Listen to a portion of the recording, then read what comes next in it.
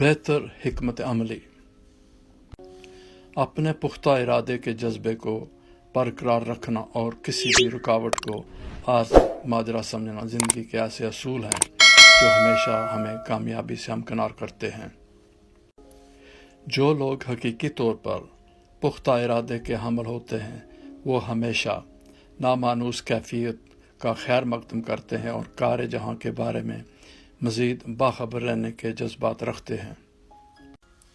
جب بھی کسی نئی آفت کا سامنا کرنا پڑ جائے، زندہ دل اور باہمت لوگ اپنے آپ سے ہمیشہ ایسے سوالات کرتے ہیں جو انہیں ایک بہتر حکمت عملی تلاش کرنے میں کارآمد ثابت ہوتے ہیں۔